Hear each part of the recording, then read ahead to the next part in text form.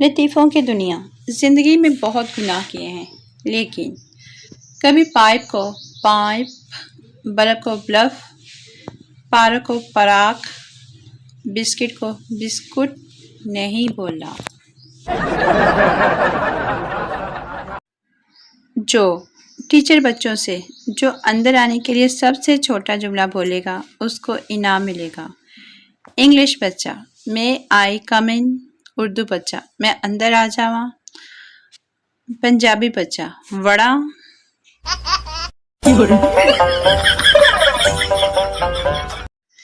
لطیفوں کی دنیا۔ میں چاہوں بھی تو وہ الفاظ نہ لکھ پاؤں جس میں بیان ہو جائے کہ کتنی خوبصورت ہوں میں۔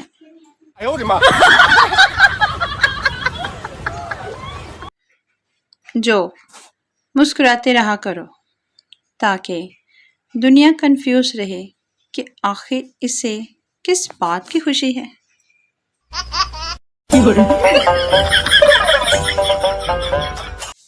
لطیفوں کی دنیا۔ شوہر بیوی سے جھگڑتے ہوئے، کیا تم یہ کہنا چاہتی ہو کہ میرے رشتہ داروں میں تم کسی کو بھی نہیں چاہتی؟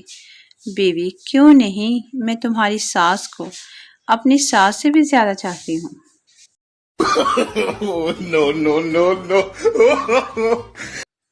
جو بیوی سردار شوہر سے، کہاں جا رہے ہو؟ سردار، شیر کا شکار کرنے جا رہا ہوں۔ بیوی، تو جاؤ، یہاں میرے سر پہ کیوں کھڑے ہو؟ سردار، کیسے جاؤں، باہر کتا کھڑا ہے۔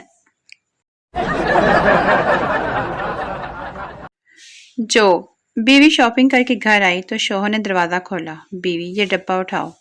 شوہر، اس میں ضرور میرے کھانے کی کوئی چیز ہوگی۔ بیوی، ہاں، میرے جوتے ہیں۔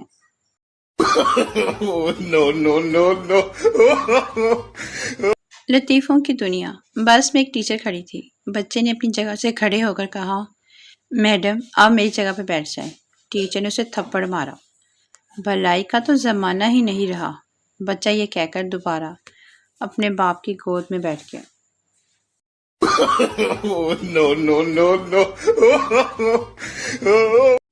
لطیفوں کی دنیا۔ وہ بار بار ہم سے پوچھتے ہیں، ہمیں یاد کرتے ہو؟ اب کون سمجھائے انہیں؟ اگر یاد کرنا اتنا ہی آسان ہوتا تو ہم اپنی کلاس میں ٹاپ نہ کر لیتے۔